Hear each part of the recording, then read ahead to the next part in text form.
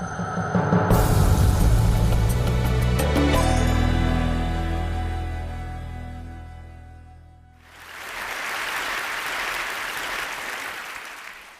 right, so let's take 4 subjects that obviously go together.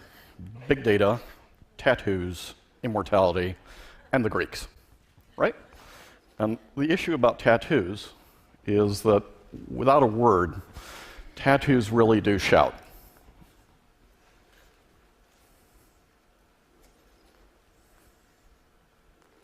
So you don't have to say a lot.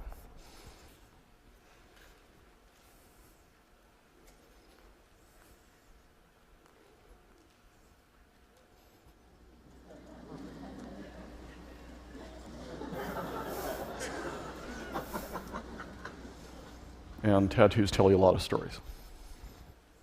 If I can ask an indiscreet question, how many of you have tattoos? A few, but not most. What happens if Facebook, Google, Twitter, LinkedIn, cell phones, GPS, Foursquare, Yelp, Travel Advisor, all these things you deal with every day turn out to be electronic tattoos? And what if they provide as much information about who and what you are as any tattoo ever would? What's ended up happening over the past few decades is the kind of coverage that you had as a head of state or as a great celebrity is now being applied to you every day by all these people who are tweeting, blogging, following you, watching your credit scores, and what you do to yourself. And electronic tattoos also shout.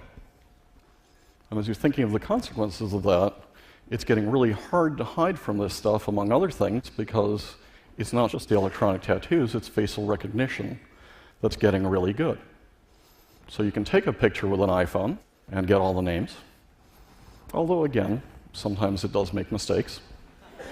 But that means you can take a typical bar scene like this, take a picture, say, of this guy right here, get the name, and download all the records before you utter a word or speak to somebody. Because everybody turns out to be absolutely plastered by electronic tattoos. And so there's companies like Face.com that now have about 18 billion faces online. Here's what happened to this company. There are other companies that will place a camera like this. This has nothing to do with Facebook.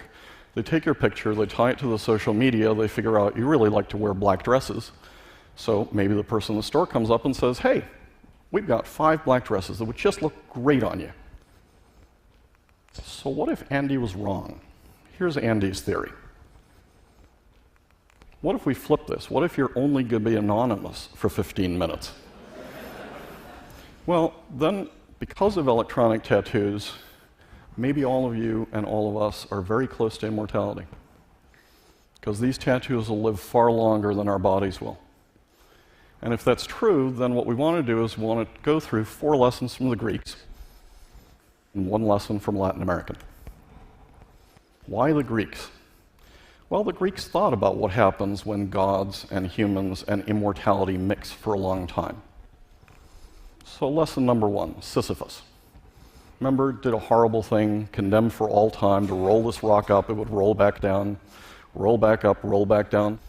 It's a little like your reputation. Once you get that electronic tattoo, you're going to be rolling up and down for a long time. So as you go through this stuff, just be careful what you post. Myth number 2, Orpheus. Wonderful guy, charming to be around, great partier, great singer, loses his beloved, charms his way into the underworld, only person to charm his way into the underworld, charms the gods of the underworld, they release his beauty on the condition he never look at her until they're out. So he's walking out and walking out and walking out, and he just can't resist. He looks at her, loses her forever. With all this data out here, it might be a good idea not to look too far into the past of those you love. Lesson number 3, Atalanta. Greatest runner. She would challenge anybody. If you won, she would marry you. If you lost, you died. How did Hippomenes beat her?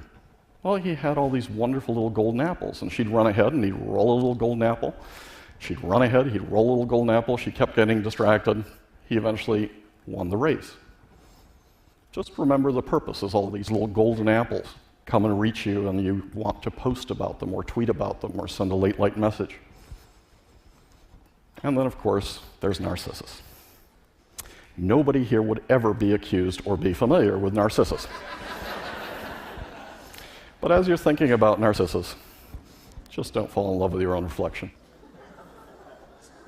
Last, a lesson from a Latin American. This is the great poet Jorge Luis Borges. When he was threatened by the thugs of the Argentine military junta, he came back and said, "Oh, come on, how else can you threaten other than with death?"